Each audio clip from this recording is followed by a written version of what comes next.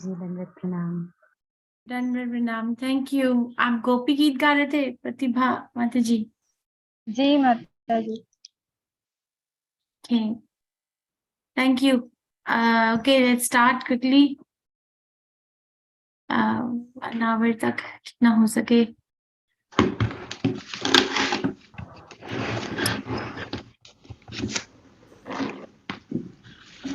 ओम नमो भगवते वासुदेवाय। ओम नमो भगवते वासुदेवाय। ओम नमो भगवते वासुदेवाय।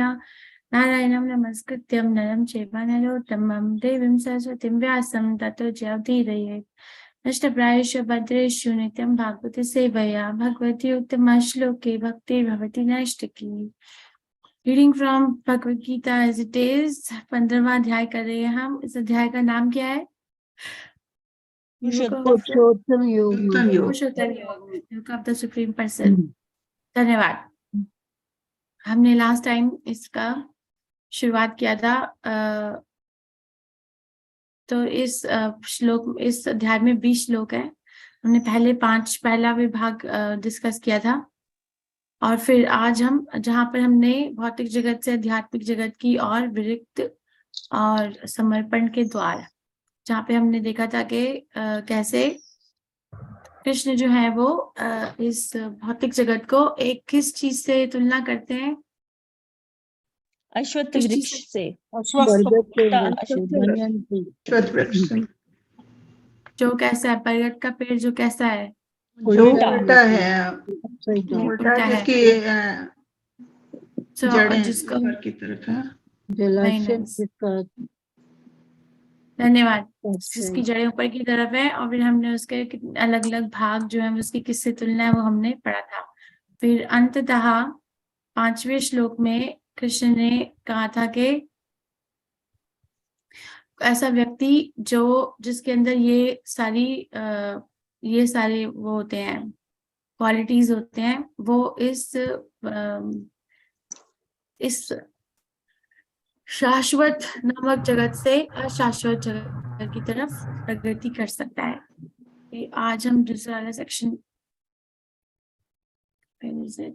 ये वाला करके देखते हैं। पुरुषोत्तम योग स्थानांतरण के रश्मि जोशी माता जी। अब कृष्ण जो है वो हमें उस अशाश्वत जगत की जो वो है, अशाश्वत जगत की जो क्वालिटीज है उसके बारे में बताएंगे।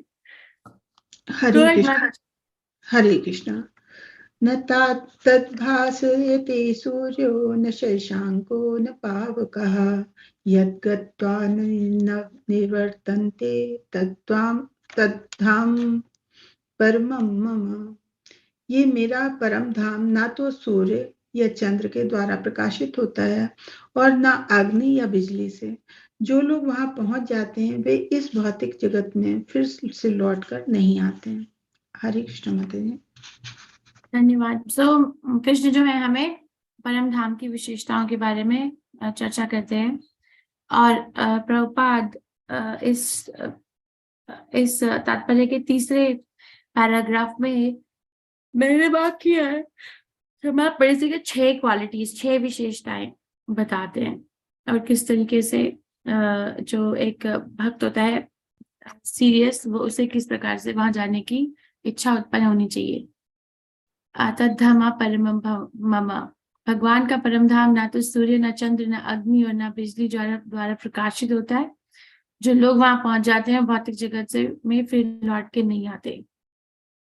ओके, श्री प्रभुपाद बोलते हैं कि इस सूचना से एक व्यक्ति को के अंदर अत्यंत इच्छा पैदा होनी चाहिए कि वो कैसा धाम है। जैसे अगर हम आपस में यहाँ पे बात कर रहे हैं, कभी बात करते हैं तो सोचते हैं कि हरे कृष्ण की वो जगह बहुत अच्छी है। अगर आप 2 व्यक्ति बात कर रहे हो, जैसे कोई बोले स्विट्जरलैंड बहुत सुंदर जगह है, तो अच्छा स्विट्जरलैंड में क्या सुंदरता है बताओ, तो वो बताना शुरू होते हैं कि वहाँ पे बहुत अच्छे पहाड़ है, वहाँ हवा बहुत साफ है, पानी बहुत मीठा है, राइट, और मतलब लाइफ बहुत सिंपल है। तो और और अगर जानने की इच्छा उत्पन्न होती है, फिर एक बार ये भी इच्छा उत्पन्न होती है कि हम वहां पर जाकर देखें तो वो जगह कैसी है। होता है कि नहीं होता है ऐसा? अगर कोई भी, मैं एक उदाहरण दे रही हूँ, आप कोई भी और उदाहरण जी से होता समझ। है। जी माता जी। होता है माता जी। उसी प्रकार से प्रभुपाद लिखते हैं कि हमें भी इस जी प्रकार माता से जी। अब अत्यंत इच्छा पैदा होनी चाहिए कि जब कृष्ण ये कह रहे हैं कि ऐसी जगह है जहाँ पर सूर्य, चंद्र और अग्नि के बिजली के द्वारा प्रकाश की आवश्यकता नहीं है, तो फिर हमें इच्छा इस पर होनी चाहिए एकदम से कि वो जगह कैसी है, वहां पर कोई मृत्यु नहीं है, वहां पर ऐसे कोई हमें जरा नहीं है, व्याधि नहीं है और जन्म नहीं है, वहां पर जो समय है वो बस है, ऐसा नहीं है कि जो था हो अभी है फिर नहीं होगा फिर भविष्य में, तो कैसी जगह है? तो कृष्ण उसकी और सूचना देते हैं इसके तात्पर्य में तीसरा पैराग्राफ बहुत आवश्यक है। आप वो वाला पैराग्राफ में तो बहुत सारे क्वेश्चंस भी होंगे। रीटा माता जी पढ़ दीजिए 7th। हरे कृष्ण माता जी, दंडवत प्रणाम। ममैवांशो जीवलोके जीवभूता सनातनः मनश्चानि इंद्रियाणि प्रकृति स्थानी कर्षति। अनुवाद: इस बद्ध जगत में सारे जीव मेरे शाश्वत अंश हैं। बद्ध जीवन के कारण वे 6 इंद्रियों से घोर संघर्ष कर रहे हैं, जिनमें मन भी सम्मिलित है। हरे कृष्ण माता जी, थैंक यू। धन्यवाद। सो कृष्ण पहले हमें अपने लोक के बारे में सूचना देते हैं, उसके बाद में हमें ये भी प्रभुपाद हमारे अंदर ये उत्सुकता भी पैदा करते हैं कि हमें उस जगत की और विशेषताएं समझने के लिए उत्सुक होना चाहिए। फिर कृष्ण अब यहाँ पर आके हमें एक मतलब बताते हैं कि जो आत्मा है उसका कैरेक्टर की हिंदी क्या होती है? उसका नेचर, चरित्र चरित्र व्यक्तित्व। करेक्टर चरित्र। पहली लाइन क्या है हिंदी में इसके तात्पर्य की? इस श्लोक में रीटा माता जी, स्वरूप स्वरूप। इस श्लोक रीटा में कटुरिया माता जी तात्पर्य श्रीला प्रभुपाद जी की जय। श्रीला प्रभुपाद जी के द्वारा इस श्लोक में जीव का स्वरूप स्पष्ट है। जीव हाँ, पर धन्यवाद। स्वरूप, बस, थैंक यू। स्वरूप, इस श्लोक में एक जीवात्मा के स्वरूप के बारे में चर्चा है पूरी की पूरी। सो अब इस श्लोक को समझने का प्रयास करते हैं। माम एवा अंशा। सो अंश का अर्थ होता है एक भाग होना, जैसे माम, तो कृष्ण बोलते हैं कि माम एवा अंशा, मेरा अंश है। जीवलोके, जो आत्मा इस इस जगत में है वो मेरा अंश है। जीवभूत सनातनः, तो जीवभूत जो होगा वो तो आत्मा के लिए हो गया, जो यहाँ पे बद्ध शरीर बद्ध अवस्था में स्थापित है। सनातनः, सनातन का अर्थ होता है कि समय के कोई भी 3 भागों से प्रभावित नहीं है, जैसे भूतकाल, वर्तमान काल और भविष्य काल, बस वो है। तो कृष्ण के अनुसार जो एक आत्मा है जो इस बद्ध शरीर में या बद्ध जगत में है, वो कृष्ण का अंश है हमेशा से। ऐसा नहीं है कि वो अभी बनी है कृष्ण का अंश और पहले नहीं थी और आगे जाके नहीं होगी, ऐसा नहीं। सनातन शब्द उन सारे समय के तीनों कालों को वर्जित कर देता है कि हमेशा से आत्मा कृष्ण का अंश है। वो इस समय यहाँ पर है। मना षष्ठ इंद्रियाणी, मन को मिलाकर 6 इंद्रियां बनती हैं। प्रकृति स्थानी कर्षति, वो मन और 5 इंद्रियां मतलब 6 इंद्रियों जिसमें मन भी सम्मिलित है, वो उसकी वजह से इस भौतिक प्रकृति में स्थापित है और कर्षति और एक युद्ध लड़ रही है। कर्षति का रीटा माता जी क्वेश्चन ये वर्ड मीनिंग में कर्षति का अर्थ क्या लिखा हुआ है? जी ये लिखा है संघर्ष करता है। संघर्ष करता है, ओके, धन्यवाद। सो संघर्ष कर रही है। सो बहुत हल्का शब्द इस्तेमाल नहीं किया है, संघर्ष एक तरीके से एक वॉर लड़ रही है, ऐसा हो गया ना। सो कर्षति, अब कर्षति क्यों वो आत्मा संघर्ष कर रही है? क्योंकि वो इस भौतिक प्रकृति में स्थापित है। और वो क्यों स्थापित है? क्योंकि वो उसके मन और 5 इंद्रियों के कारण। पर वो वास्तव में कृष्ण का अंश है हमेशा से, सनातन के। मगर क्योंकि हम इस प्रकृति में अभी स्थापित हैं तो हमें संघर्ष करना पड़ रहा है। हम ये सोच सकते हैं कि हमें संघर्ष नहीं करना पड़ रहा, इतनी बुरा भी नहीं है। ज्यादा ओवरली इस्कॉन वाले शायद ज्यादा ही बोल देते हैं, बट ऐसा नहीं है, क्योंकि चैतन्य चैतामृत में कृष्णदास कविराज गोस्वामी जो है वो कृष्ण को तूर्य नाम से संबोधित भी करते हैं। कृष्ण तूर्य है। तूर्य क्यों है? तूर्य का अर्थ होता है फोर्थ डायमेंशन, चौथी डायमेंशन।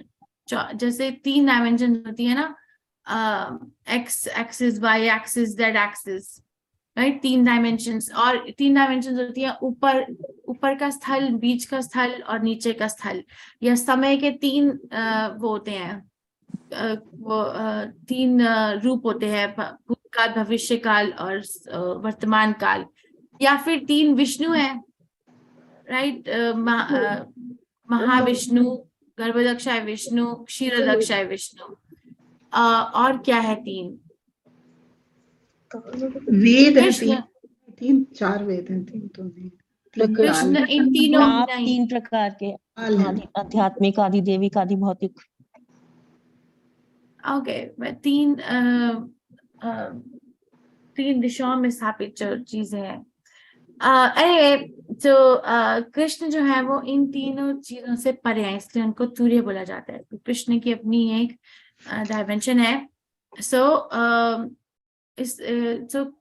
इसीलिए कृष्ण के पास जाने के लिए इन तीनों जो प्रकृति में, और 3 गुण है प्रकृति के, सत्य गुण, रजोगुण और तमोगुण। कृष्ण शुद्ध सत्य में स्थापित हैं, राइट? और अगर जो इस भौतिक जगत में जो 3 तरह के प्लैनेट होते हैं, अपर, मिडल, लोअर, उससे परे है कृष्ण। कृष्ण 3 विष्णु से परे हैं। कृष्ण समय के 3 परिभाषाओं से परे है। इस प्रकार से कृष्ण के पास जाने के लिए इस प्रकृति से प्रकृति से ऊपर उठना पड़ेगा। ओके, वो प्रकृति से ऊपर कैसे उठेंगे? डिवोशनल सर्विस करके। That's very important. ये वाला वर्स जो है आपके क्वेश्चन आंसर बुक में भी बहुत सारे क्वेश्चन हैं इसमें, कि आप समझाइए कि इसमें कृष्ण ने किस प्रकार से एक जीव की जो वो है स्वरूप है उसको कैसे स्थापित किया है। यू कैन इंक्लूड जो मैं पॉइंट्स बता रही हूँ। इस बद्ध जगत में सारे जीव मेरे शाश्वत अंश हैं। बद्ध जीवन के कारण वे 6 इंद्रियों से घोर संघर्ष कर रहे हैं, जिसमें मन भी सम्मिलित है। कर्षति, संघर्ष कर रहे हैं। जीव का क्या स्वरूप है? मूल स्थिति जीव परमेश्वर का सनातन रूप से सूक्ष्म अंश है। आध्यात्मिक जगत में जीव सर्वोच्च भगवान के हैं। वर्तमान स्थिति में जीव इस भौतिक जगत में मन और इंद्रियों के साथ कठिन संघर्ष कर रहा है। हमें लगता है कि हम इंजॉय कर रहे हैं, हमें लगता है कि हमारी जो स्थिति है वो इतनी खराब नहीं है, हमें लगता है हमारी शरीर ठीक से चल रहा है, हमारा परिवार है, हमारे बच्चे हैं, हमारा ये है वो है। मगर कृष्ण के अगर दृष्टि से देखा जाए, अगर हम अपना जीवन कृष्ण की दृष्टि से देखें, या अगर हम अपना जीवन श्रील प्रभुपाद की दृष्टि से देखें, तो वो एक संघर्ष नजर आ रहा है। हर रोज एक संघर्ष है कि किस प्रकार से हम और सुखी रह सकें, किस प्रकार से हम मृत्यु नामक अग्नि में ना झोलें, किस प्रकार से हम और ज्यादा अच्छे रहें। बट संघर्ष वो भूल जाएगा, वो हम लूज कर देंगे। ओके, माता जी के सरिता तानपुरे माता जी 8वां श्लोक पढ़ लीजिए। हरे कृष्ण माता जी प्रणाम। शरीरम यद्वाप्नोति यच्चाप्युत्क्रामति ईश्वरः गृहीत्वैतानि संयाति वायुर्गंधानि वाशयात्। ट्रांसलेशन: इस संसार में जीव अपनी देहात्म बुद्धि को एक शरीर से दूसरे में उसी तरह ले जाता है जिस तरह वायु सुगंधि को ले जाता है, इस प्रकार वह एक शरीर धारण करता है और फिर से इसे त्याग कर दूसरा शरीर धारण करता है। धन्यवाद माता जी। सो अब पहले तो कृष्ण ने बता दिया कि हम कृष्ण के शाश्वत अंश हैं और हम इस भौतिक प्रकृति में संघर्ष कर रहे हैं, और फिर वो बताते हैं कि संघर्ष कर रहे हैं तो कैसा संघर्ष। इसकी इस पैराग्राफ माता जी, सरिता माता जी, इस तात्पर्य के लास्ट जो सेंटेंस है वो पढ़ दीजिए। जी माता जी। क्या संघर्ष क्या है वो, इसमें प्रपात यहाँ समझाते यह हैं। कहा गया है कि सूक्ष्म शरीर जो अगले शरीर का बीज वहन करता है, अगले जीवन में दूसरा शरीर निर्माण करता है। एक शरीर से दूसरे माता जी तात्पर्य का लास्ट सेंटेंस। जी माता जी। इस प्रकार वह एक शरीर धारण करता है और फिर से इसे त्याग कर दूसरा शरीर धारण करता है। इसमें हिंदी में इसकी कर्षति की परिभाषा नहीं है। इस शरीर से दूसरे शरीर में देहांतरण की प्रक्रिया तथा शरीर में रहते हुए संघर्ष की करने की कर्षति अर्थात जीवन संघर्ष करता है। हाँ, एक बार फिर से पढ़ना माता जी। एक शरीर से दूसरे शरीर में देहांतरण की प्रक्रिया तथा शरीर में रहते हुए संघर्ष को करने की कर्षति अर्थात जीवन संघर्ष कहते हैं। ओके, सो ये हमने जब लास्ट सेंटेंस में धन्यवाद कर्षति शब्द सीखा था, तो उसमें श्री प्रभुपाद ने कर्षति या वो संघर्ष क्या है उसको और विस्तार में समझा दिया कि एक शरीर से दूसरे शरीर में जाना, वो प्रतिक्रिया, और इस शरीर में जब हम एक शरीर में रहते हैं तो उसमें क्या क्या किस प्रकार से हम संघर्ष करते हैं, वो सारी चीजों को कर्षति कहा जाता है। ओके, इस वाले श्लोक में शरीरम यद अवाप्नोति यद च अपि उत्क्रमत् ईश्वरः, सो ये जो शब्द है ईश्वरः, ये ईश्वरा शब्द जो है वो बद्ध आत्मा के लिए प्रयोग में आया है कि कैसे एक बद्ध आत्मा अपने शरीर की एक ज्ञाता होती है। उस ज्ञाता को यहाँ पर ईश्वर शब्द से संबोधित किया गया है कि जिस प्रकार से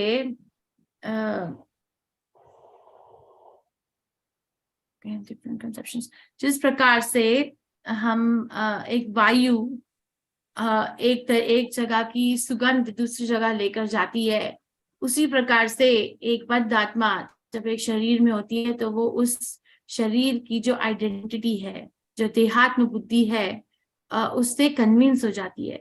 जैसे इसका उदाहरण होता है कि जैसे अगर एक आत्मा एक स्त्री के शरीर में है या एक पुरुष के शरीर में है, एक बच्चे के शरीर में है या फिर एक जानवर के शरीर में है, तो वो आत्मा इस बात से बिल्कुल कन्विंस हो जाती है कि मैं ये स्त्री हूँ या मैं पुरुष हूँ।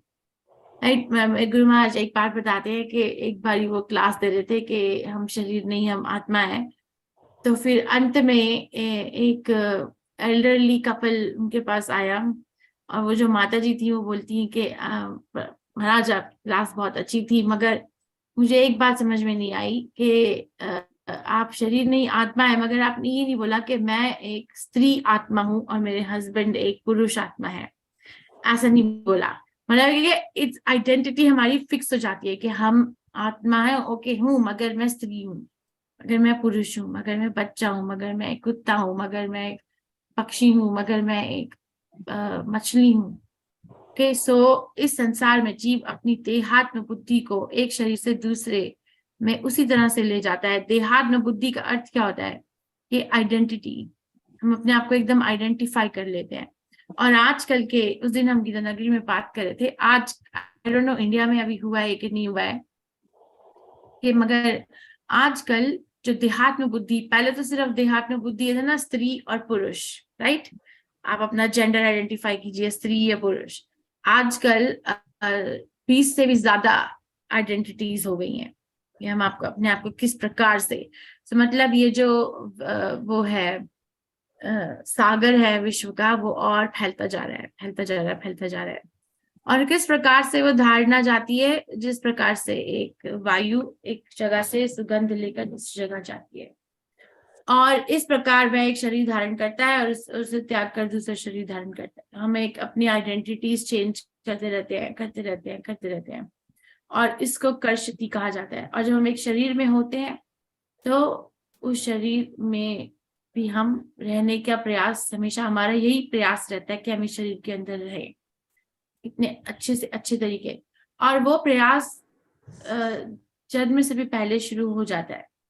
मैं कल ये बात सोच रही थी, मालूम नहीं अब मेडिसिन में, अब हर एक, अमेरिका में तो हर एक स्टेट में हर एक स्टेट में वायबिलिटी की एक परिभाषा होती है। जैसे अगर एक बच्चा इतने वीक में उसका जन्म होता है तो वो वायबल है, उसको हम बचाने की कोशिश करें या नहीं करें, राइट। जैसे कुछ स्टेट्स में वायबिलिटी की परिभाषा होती है कि 22 हफ्ते में अगर कोई बच्चा पैदा हो गया तो उसको बचाने का प्रयास किया जाए, अगर 20 हफ्ते में पैदा हुआ तो उसको नहीं बचाने का प्रयास किया जाए।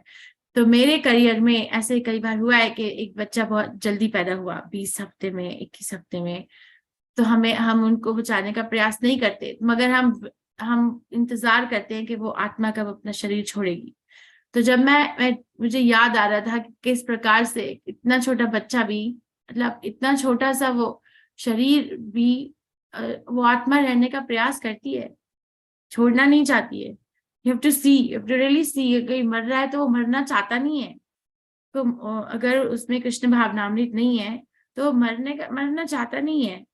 आई एम नॉट सेइंग कि कृष्णा कॉन्शियस लोग मरना चाहते हैं, मगर उस जो कृष्ण भावनामृत में अपना जीवन व्यतीत नहीं करता उसको मृत्यु से उसको अपने शरीर में रहना मतलब ठीक लगता है। जैसे आपके घर में अगर कोई चींटी है तो अगर वो चींटी अपना जान बचाने के लिए इधर उधर भागती है, या एक स्पाइडर भी भागता है, मकोड़ा भी भागता है कि नहीं भागता है? हाँ जी माता जी, बिल्कुल। इवन दो आपको मालूम है कि वो जीवन कितना संघर्ष के वो है, संघर्ष से घिरा हुआ है, मगर फिर भी वो भागता है ना। क्यों भागता है? क्योंकि वो अपने जीवन को बचाने, ठीक लगता है उसे शरीर में रहना। मगर जो उच्च भक्त होते हैं, जो उत्तम अधिकारी भक्त होते हैं, जैसे प्रहलाद महाराज का उदाहरण लिया जाए, राइट, जैसे हरिदास ठाकुर का उदाहरण लिया जाए, वो अमरीश महाराज का उदाहरण लिया जाए, वो इस शरीर से, देहात्म बुद्धि से अपनी परिभाषा, अपने व्यक्तित्व को अलग कर लेते हैं। प्रभुपाद समझाते हैं कि ऐसी कौन सी चीज है जो एक व्यक्ति को अपने शरीर से अपना व्यक्तित्व बनाने पर मजबूर करती है। तो श्री प्रभुपाद समझाते हैं ईथर कंपोनेंट जो होता है, ईथर, वो earth water fire air, ether को क्या बोलते हैं? आकाश। ओके, ईथर, ओके, आकाश, और थैंक यू, ईथर। उसकी वजह से जब हम कंडीशन होते हैं, और ईथर में किस चीज का जन्म होता है, आकाश में किस चीज का जन्म होता है? जैसे कि क्या क्वालिटी? शब्द का, राइट, धन्यवाद। प्रभुपाद समझाते हैं, धन्यवाद, कि जो एक बद्धात्मा होती है वो किस चीज से अपने आप को इस भौतिक जगत से बांध कर रखने का प्रयास करती है। तो प्रभुपाद समझाते हैं ईथर से, आकाश से। और फिर वो समझाते हैं कि आकाश में किस चीज का जन्म होता है? शब्द का, साउंड का, है ना। तो हम अगर अपने आप को इस भौतिक जगत की व्यक्तित्व से अलग करना चाहते हैं तो हमें उस साउंड, उस शब्द को बदलना पड़ेगा। और वो शब्द कौन सा है? हरे कृष्ण महामंत्र, science. Krishna consciousness is a science. हम एक भौतिक शब्द से, एक भौतिक आकाश से इस भौतिक जगत में बंधे हुए हैं। बहुत सटल लेवल पे है हमारी आत्मा, मैं जो हूँ वो इन लेयर से कवर्ड हूँ। तो वो कौन सी चीज बदलनी पड़ेगी? उस शब्द को। इसीलिए हरे कृष्ण महामंत्र का जाप करना अनिवार्य होता है। अगर कोई अपने आप को इस चीज से निकालना चाहता है तो उसे वो समझाते हैं कि जैसे जीसस क्राइस्ट का भी उदाहरण देते हैं श्रील प्रभुपाद। जीसस क्राइस्ट या फिर प्रहलाद महाराज, अम्बरीश महाराज, ये इन सब भक्तों को क्यों नहीं दर्द हुआ? क्यों नहीं उनको वो कर्षति संघर्ष उनका कैसे समाप्त हो गया? क्योंकि वो अपने शरीर के, भौतिक शरीर के टच में नहीं थे। मुझे जब भी मैं प्रभुपाद को सुनती हूँ मुझे लगता है ओह माय गुडनेस, क्या होगा मेरा, क्या होगा, राइट। तो स्थानांतरण की प्रक्रिया को समझाया गया है। इस संसार में जीव अपनी देहात्म बुद्धि को एक शरीर से दूसरे शरीर में ले जाता है। उपमा जिस प्रकार वायु सुगंधि को ले जाती है। और ये अच्छा, ये दूसरा वाला श्लोक है। इसमें कोई प्रश्न है? अभी तक हमने ये सीखा कि जो आइडेंटिटी, जो कृष्ण जो है वो अपने जो शाश्वत जगत है उसके बारे में इंफॉर्मेशन देते हैं। और श्री प्रभुपाद बोलते हैं कि एक कंडीशन सोल को ये सब जानकर अचंभित होना चाहिए और उत्सुक होना चाहिए और जानना चाहिए कि वहां पे और क्या है। न तद्भाषते सूर्य। मगर अब कृष्ण जो है वो हमारी जो हालत है इस समय उसको विस्तार में समझाने का प्रयास कर रहे हैं। असल में हमारा स्वरूप है कि हम कृष्ण के अंश हैं, सनातन, हमेशा से। मगर इस समय हम इस प्रकृति में स्थापित हैं, भौतिक प्रकृति में स्थापित हैं, इसीलिए हम संघर्ष कर रहे हैं। अगर किसी को लगता है कि वो संघर्ष नहीं कर रहा है तो फिर उसमें प्रॉब्लम है, क्योंकि कृष्ण के अनुसार हम संघर्ष करें। और वो संघर्ष क्या है वो कृष्ण ने 8वें श्लोक में समझा दिया कि हम एक शरीर से दूसरे शरीर में जो ट्रांसमाइग्रेट कर रहे हैं उसकी प्रक्रिया, और उस शरीर में रहते हुए जो अपने आप को आइडेंटिफाई कर रहे हैं उससे, अपने शरीर से, और फिर वो फैलता जाता है। इसी अंदर से शुरू होता है कि मैं ये हूँ, फिर आप बाहर आकर फैलता जाता है कि अब मैं और मेरा, मैं एक, जैसे हम अपने आप को आइडेंटिफाई करें, मैं एक स्त्री हूँ, ओके, फिर मैं एक माँ हूँ क्योंकि मेरे ये बच्चे हैं, फिर मैं एक पुत्री हूँ, मैं एक काम पे ही हूँ, मैं वो हूँ, मैं एक पत्नी हूँ, मैं एक यंग औरत हूँ, मैं मिडिल एज हूँ, मैं बच्ची हूँ, लाइक दैट वी जस्ट, पतली हूँ, मैं मोटी हूँ, राइट। इस तरीके से हम अपना जो वो है करते रहते हैं। रेवोल्यूशनरी लगता है मुझे श्री प्रभुपाद की बातें। मीना गौतम माता जी, श्रोत्रं चक्षुस्पर्शनं च रसनं घ्राणमेव च अधिष्ठाय मनश्चायं वेश्यानुपसेवते। इस प्रकार दूसरा स्थूल शरीर धारण करके जीव विशेष प्रकार का कान, आंख, जीभ, नाक तथा स्पर्श इंद्रिय, त्वचा प्राप्त करता है जो मन के चारों ओर सपुंजित हैं। इस प्रकार वह इंद्रिय विषयों के एक विशिष्ट समुच्चय का भोग करता है। हरे कृष्ण माता जी। धन्यवाद माता जी।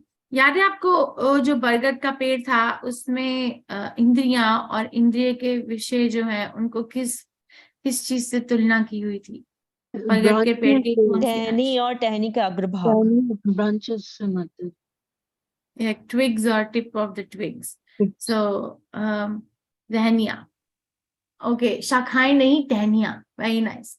सो उस प्रकार से जो हमें कृष्ण जो अच्छा दूसरे वाला हमारा शरीर मिल गया, भौतिक शरीर, अब हम उसमें अपनी आइडेंटिटी, अपना व्यक्तित्व कैसे बनाएंगे? अपने मन के अनुसार हमें ये सब चीजें मिल जाएंगी।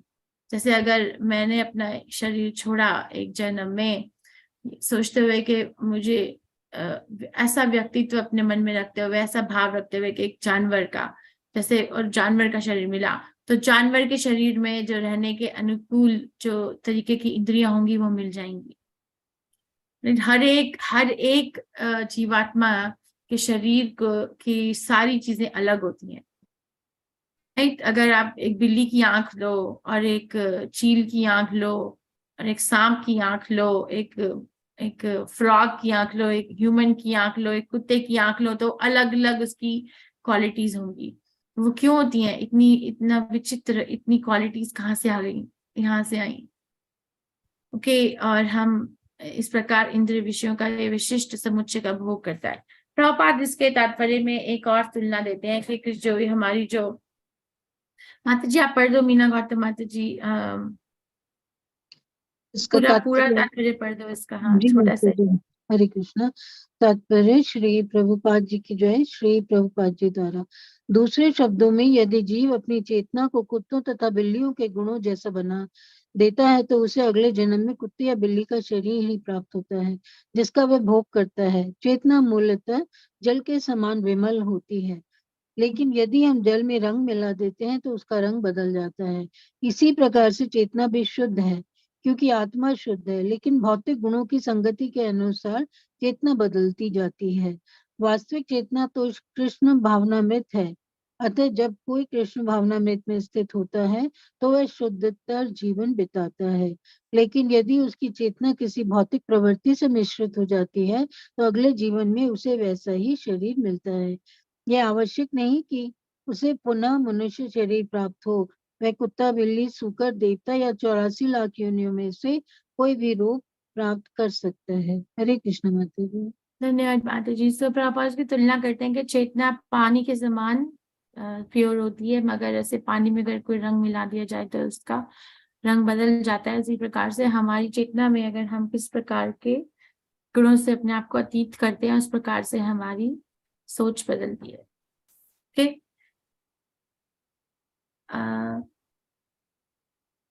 अनामिका माता जी, हरे कृष्ण माता जी। उत्क्रामन्तं स्थितं वापि भुञ्जानं वा गुणान्वितं विमूढानानुपश्यन्ति पश्यन्ति ज्ञानचक्षुषः। मूर्ख ना तो समझ पाते हैं कि जीव किस प्रकार अपना शरीर त्याग सकता है, ना ही वे यह समझ पाते हैं कि प्रकृति के गुणों के अधीन वह किस तरह के शरीर का भोग करता है। लेकिन जिसकी आंखें ज्ञान में प्रशिक्षित होती हैं वह यह सब देख सकता है। हरे कृष्ण। धन्यवाद माता जी। So this is like a link कि कृष्ण ने पहले बताया कि हम किस प्रकार से इस प्रकृति में स्थापित होकर संघर्ष करते हैं, और वो संघर्ष की परिभाषा बताई। उसके बाद में बताया कि ये संघर्ष जो है उस हमारी चेतना के अनुसार हमें इंद्रियों की प्राप्ति होती है। फिर कृष्ण ये बता रहे कि ये बातें सबको समझ में नहीं आएंगी कि किस प्रकार से ये हो रहा है, किस प्रकार से ये ट्रांसमाइग्रेशन हो रहा है, ये बात समझ में नहीं आएगी सबको। सो वो किसको समझ में नहीं आएगी? मूर्ख व्यक्ति को। मूर्ख जो व्यक्ति है वो समझने का प्रयास करने का कोशिश कर सकता है, उसकी आंखों के सामने सब कुछ हो भी रहा है, मगर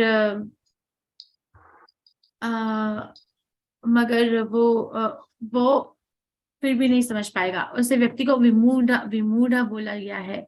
मूढ़ा का शब्द का अर्थ भी होता है मूर्ख, मगर विमूढ़ व्यक्ति शब्द का अर्थ होता है विशेष तरीके से मूर्ख। तो विशेष प्रहलाद महाराज भी विमूढ़ शब्द इस्तेमाल करते हैं 7वें स्कंद श्रीमद् भागवतम में बताने के लिए कि विमूढ़ व्यक्ति, मूढ़ होता है फूलिश और विमूढ़ होता है स्पेशली फूलिश। समझने का प्रयास करते तभी उसको समझ में नहीं आएगा कि अपने आप, जैसे साइंटिस्ट होते हैं, अगर साइंटिस्ट कृष्ण कॉन्शियस कृष्ण भावनामृत में नहीं है तो फिर वो मूल कारण जो जैसे एक ये था, कौन था? वॉल्ट डिज्नी का जो ओनर था, वॉल्ट डिज्नी नाम था शायद उसका। सो उसको इतना पैसे वाला आदमी था, उसको कैंसर था तो उसकी मृत्यु होना अनिवार्य था। तो उसने क्या बोला साइंटिस्ट को कि मैं तुम्हारे नाम पे इतने पैसे छोड़ के जा रहा हूँ, तुम रिसर्च करो, और जब तुम्हारी रश्मि राजेश माता जी, डू वी नो यू? उन्होंने लेफ्ट कर दिया है। कौन थी वो? नहीं, हम नहीं जानते माता जी कौन थी। नहीं जानते हैं। ओके, कोई धोखे से आ सो वॉल्ट डिज्नी, तो उसने वो पैसे दिए रखे उन साइंटिस्ट के लिए कि एक बारी में शरीर छोड़ दूंगा तो तुम जब ये दवाई इन्वेंट कर लोगे, ऐसा इंजेक्शन अपने रिसर्च से जिससे एक मृत शरीर को दोबारा से जीवन मिल सके, तो वो मेरे शरीर में डाल देना और मैं वापिस आ जाऊंगा, तब तक मेरे शरीर को बचा के रखो। तो करोड़ों डॉलर्स खर्च होते थे उस मृत्यु शरीर को, वॉल्ट डिज्नी के शरीर को बचा के रखने के लिए। फ्रीजर, कूलर, और वो साइंटिस्ट भी लगे हुए थे कि निकालो, ऐसा कुछ करो कि वापिस आ जाए वो। तो वो विमूढ़, स्पेशली विमूढ़, अपना समय भी बर्बाद कर रहे हैं। और अभी मैं उस दिन पढ़ रही थी कि नासा के व्यक्ति जो हैं, जो साइंटिस्ट हैं, वो इस लोक ब्रह्मांड, इस अर्थ प्लैनेट के बाहर जो है लाइफ ढूंढ रहे हैं, एविडेंस ऑफ लाइफ ढूंढ रहे हैं। अभी वो इतना समय बर्बाद कर रहे हैं एक चीज ढूंढने में, उनके लाइफ ढूंढ रहे हैं। श्रीमद् भागवतम पढ़ लो, भगवत गीता पढ़ लो, वहां लिखा हुआ है कि वहां लोग हैं, उनकी ऐसी क्वालिटीज हैं, वो ऐसे उनकी प्रक्रियाएं हैं, वहां पे ऐसे जा सकते हैं, पर वो अपना समय बर्बाद कर रहे हैं। ये होता है समय बर्बाद, अगर किसी को बर्बाद करना है ना अपना समय, तो वो ये सब कुछ कर ले। क्योंकि बिल्कुल गॉड कॉन्शियसनेस जो है वो नलीफाई हो गई है। भक्तिसिद्धांत प्रभुपाद ये बोलते थे कि इस पूरे विश्व में किसी भी चीज की कमी नहीं है। अगर हम ढूंढने जाए कि हम खाना कहाँ खाएंगे, कैसे रहेंगे, क्या करेंगे, वो चीजों की कमी नहीं है। सिर्फ एक चीज की कमी है, वो क्या है? कृष्ण भाव नामृत की कमी है, एक्यूटली कमी है। अगर वो कमी हम अपने जीवन में पूरी कर सके तो बाकी सारी चीजें अपने आप फिल हो जाएंगी। सो विमूढ़ नानुपश्यन्ति, मगर वो जिसकी आंखों में नॉलेज है वो ही देख सकता है। कुमुद माता जी। श्री कृष्ण माता जी।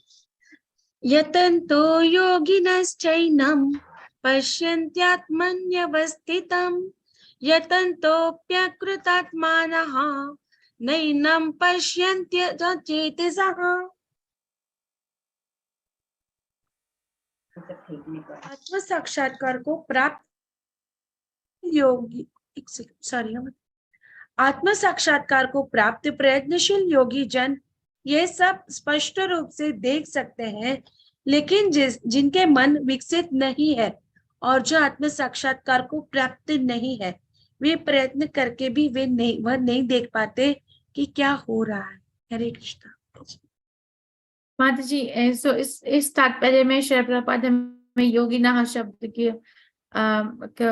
मतलब समझाते हैं। आप पढ़ दोगे? यस, इस प्रसंग में योगिना शब्द महत्वपूर्ण है। आजकल ऐसे अनेक तथाकथित योगी है और योगियों के तथाकथित संगठन है, लेकिन आत्म साक्षात्कार के मामले में वे शून्य है। वे केवल कुछ आसनों में व्यस्त रहते हैं और यदि उनका शरीर सुगठित तथा स्वस्थ हो गया तो वे संतुष्ट हो जाते हैं। उन्हें इसके अतिरिक्त कोई जानकारी नहीं रहती। वे यतन्तोऽप्यकृतात्मानः कहलाते हैं। यद्यपि वे तथाकथित योग पद्धति का प्रयास करते हैं, लेकिन वे सिद्ध स्वरूप सिद्ध नहीं हो पाते। ऐसे व्यक्ति हैं जो सचमुच योग पद्धति में रमते हैं और जिन्हें आत्मा जगत तथा परमेश्वर की अनुभूति हो चुकी है। दूसरे शब्दों में जो भक्ति योगी है वे ही समझ सकते हैं कि किस प्रकार से सब कुछ घटित होता है। हरे कृष्ण। थैंक यू माता जी। तो योगिनः शब्द, धन्यवाद माता जी। यतन्तो योगिनश्चैनं, तो योगिनः शब्द जो है वो बहुत महत्वपूर्ण है कि हम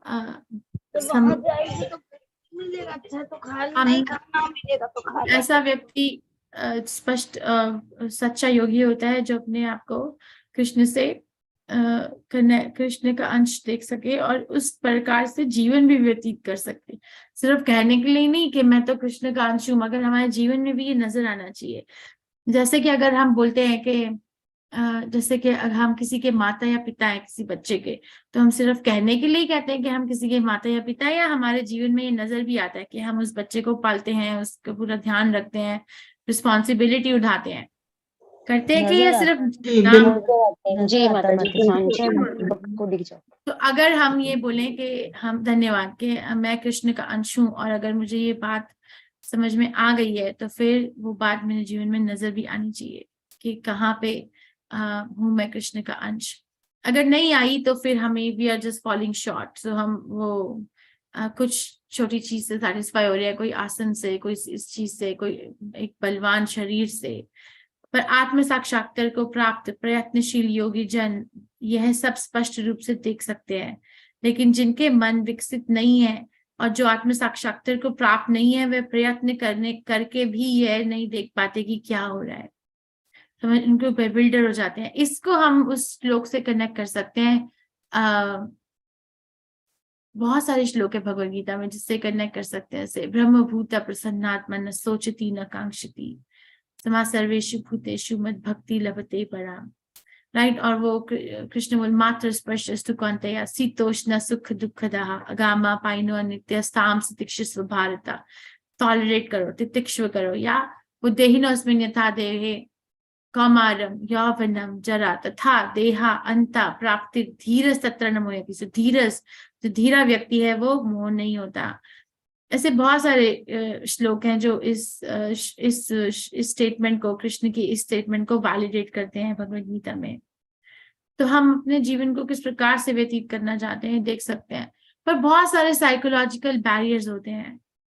बात करना आसान है, मगर जब हम कृष्ण कॉन्शियसनेस में आगे बढ़ने का प्रयास करते हैं तो बहुत सारे साइकोलॉजिकल बैरियर्स होते हैं, बहुत सारे वो होते हैं, पैटर्न ऑफ एक्टिविटीज होती हैं जो हमें पार करनी पड़ती हैं और मुश्किल होती हैं। बार बार हम अपनी टेम्पटेशंस, इच्छाओं, भौतिक इच्छाओं के सामने ढेर हो जाते हैं, बार बार ढेर होते हैं, फिर बार बार अपने आप को उठाते हैं, बार बार अपोलोजाइज, माफी मांगते हैं, बार बार होता है, हर रोज होता है, नहीं होता कि होता है, कुछ ऐसी बात कर दी या सुन ली, बहुत कुछ होता है। हम जैसे आप आगे आगे बढ़ते जाओगे ये बात समझ में आनी शुरू हो जाएगी कि कृष्ण के पास जाना वास्तविक में इतना आसान नहीं है। परिणाम जो यह दिव्य ज्ञान को समझ नहीं पाते, उनको आत्म साक्षात्कार की प्राप्ति नहीं होती। अज्ञानता से मुक्ति कैसे प्राप्त करे? भगवान श्री कृष्ण के दिव्य ज्ञान की प्राप्ति करके। सिर्फ जिन्होंने दिव्य ज्ञान की प्राप्ति की है वह यह देख पाते हैं क्योंकि उन्होंने अपने मन को योग द्वारा परीक्षित करके स्वयं को आत्म साक्षात्कार के पद पर स्थिर किया होता है। योग द्वारा, योग में अभ्यास भी आता है और पेशेंस भी आती है, अभ्यास, पेशेंस, सारी क्वालिटीज आती हैं। जिनके मन विकसित नहीं है और जो आत्म साक्षात्कार को प्राप्त नहीं है वह प्रयत्न करके भी ये नहीं देख पाते कि क्या हो रहा है। जैसे मैंने आपको उदाहरण दिया, साइंटिस्ट है या फिर एक कॉमन व्यक्ति है जो अपनी कुंती महारानी के अकॉर्डिंगली 4 चीजों से मद है, जन्म, ऐश्वर्य, श्रुताश्री। उसको लगता है कि कोई इसकी जरूरत ही नहीं है, एक ही जीवन है, उसी को ठीक से जियो। भक्ति योगी वास्तविक योगी ये होता है क्योंकि उन्हें आत्मा, जगत तथा परमेश्वर की अनुभूति हो चुकी है। पदार्थ को यथा रूप में देख सकते हैं ऐसा व्यक्ति। इसको हम प्रैक्टिकली कहाँ उतारे हैं कि हम कितने आत्मदर्शी हैं। I think we should discuss this. Purushottam Yog इस जगत में हमारे पालन करता, इसमें कृष्ण का वो कृष्ण अपना वो एस्टैब्लिश करते हैं कि मैं कैसे पालन करता हूँ। Next rest of the chapter is easy. यहाँ तक आकर थोड़ा मुश्किल था, स्पेशली 15.7 मामे वांछा जीव लोके जीव भूत सनातनः, वो श्लोक थोड़ा मुश्किल है समझना। उस श्लोक का आपको हर एक शब्द समझ में आना चाहिए।